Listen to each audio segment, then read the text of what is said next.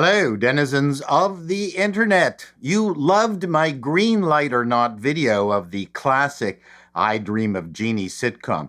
The floodgates then opened up and you started suggesting all sorts of wonderful old shows to green light or not. And one of them happened to be a childhood favorite of mine, Time Tunnel, which debuted in September of 1966.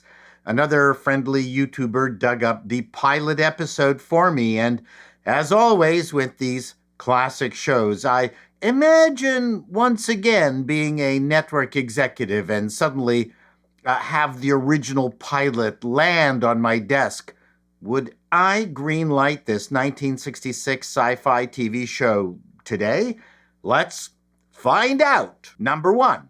Is the premise exciting, interesting, and easily grasped? Damn, if only the name of the show gave a clue as to what the show was about. If only the producer, Irwin Allen, would come up with show names that gave a hint to his productions.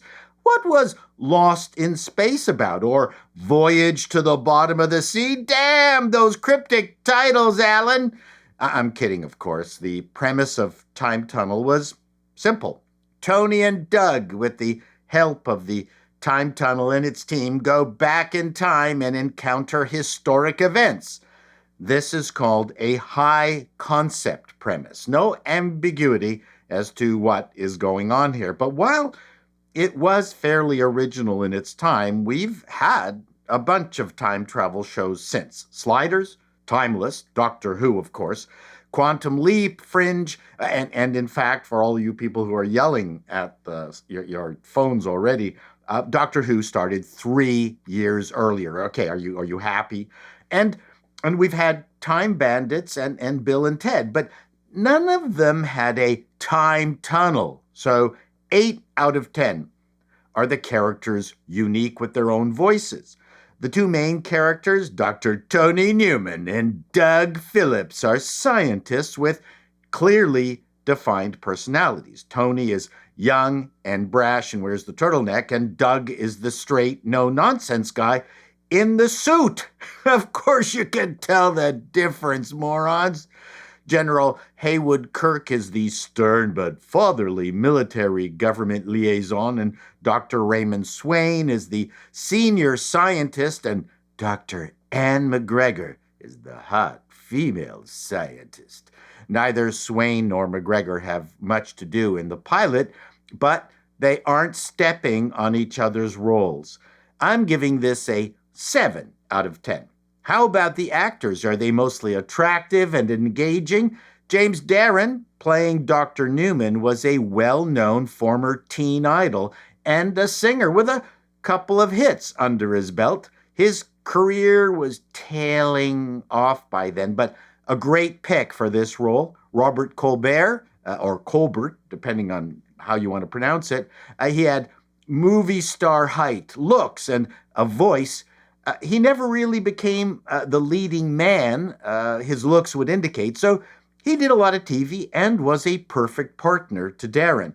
The cast is rounded out by the beautiful Lee Merriweather, Miss America in 1955, experienced character actors Whit Bissell and John Zaremba. They have the tough job of remaining in the present as Tony and Doug cavort about the past and future. 7 out of 10. Does the show have a home base? Well, yes and no. We get the magnificent time tunnel and the flashing computers that have to be touched in a serious manner. But then Tony and Doug are lost in time and jump from one historical location to another. But that time tunnel, it's damned iconic. 9 out of 10. Number 5 is great stories well told. Now, this is where my green lighting classic TV show conceit sometimes runs into problems. Obviously, my 12-year-old self thought this time tunnel episode was amazing. My infinitely older self doesn't think it's that amazing. It's clunky in a way that Twilight Zone and even other TV shows of its era were not. However, this was an Irwin Allen production. Most of his shows were way too schmaltzy, but you got adventure, monsters, and pyrotechnics.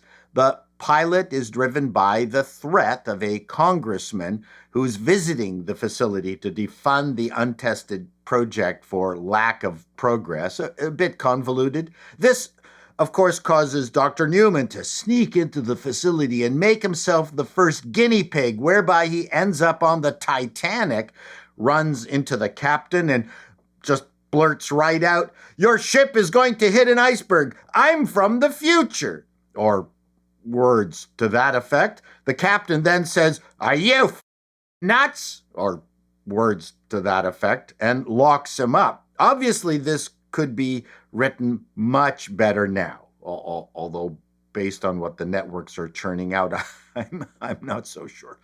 It's really our ability to suspend disbelief that drives this show, that makes the bad dialogue forgivable. 3 out of 10. We've arrived at production values. The matte background painting is fabulous. The time tunnel is magnificent and huge. The computers have flashy lights, lots of them. The time tunnel logo is great. It's a spectacular start to the show. However, the famous Irwin Allen penny pinching can be seen on the Titanic segment. The sets look cheap, and the action sequences after it hits the iceberg looks like they were borrowed from stock movie footage, maybe from A Night to Remember. Damn. When I was 12, I could have sworn it didn't look this cheap. I'm giving this a blended score of 6 out of 10.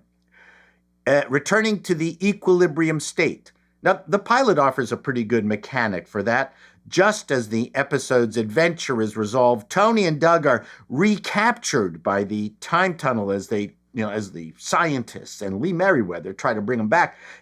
But they travel through time, and we get a cliffhanger preview of the next episode. They are stuck there until Lee Merriweather, with her ample intellect, can find a way to get them home. Definitely 9 out of 10. Number 8, does the show have legs? This requires answering one simple question. Will the audience get tired of the stuck-in-time premise? Can the show go 5 years and never bring Tony and Doug home? Was that Irwin Allen's intent? I don't know. Certainly, there are 5 years' worth of historical adventures, but for how long can we watch Merriweather turn her knobs? 7 out of 10. We come to the creative team. Allen was the king of cheap, and his shows looked it, but they were iconic. Along with the aforementioned Voyage and Lost in Space, he produced Land of the Giants, which I loved, and Swiss Family Robinson, as well as 2 huge movie hits, The Poseidon Adventure and The Towering Inferno. If Allen never existed, there never would have been Airplane the movie. Also worth mentioning is the theme music, which is immediately recognizable. It's brilliant and was written by one Johnny Williams, who we now know as John Williams.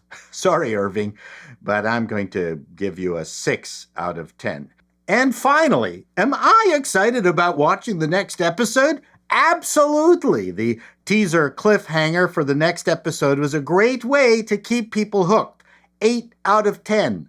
The final tally comes to 71 out of 100, a better than passing grade, considering whether to greenlight or not this show. Now, I would have to factor in the aforementioned time travel themed shows, including the failed Apple Plus version of Time Bandits, which was a huge disappointment. While the writing and production would absolutely have to be improved, network television is nothing but a Xerox machine, and it is still unique enough to give it a green light. If I could somehow go back in time, if I could go back in time and cast Richard Pryor and Gene Wilder for a comedy version of Time Tunnel, I would love to do that. Some final notes. Time Tunnel ran for only 1 season, but 30 shows. That would be almost 4 streaming seasons. It ran in the Death Valley of television Fridays. While it was well reviewed, its ratings were mid at best. ABC, also known as Always Be Cheap, actually gave the show a second season go, but only if Alan would chop the budget by 1/3, which would be hard to fathom if you've ever watched it. He refused, and ABC canceled it, replaced it with Custer, a show so dreadful it lasted 6 episodes before being shot in the Little Bighorn. We never got to see Tony and Doug return home to the time tunnel. Did you see the show? Were you a fan? Were you born yet? Till next time, denizens, be seeing you.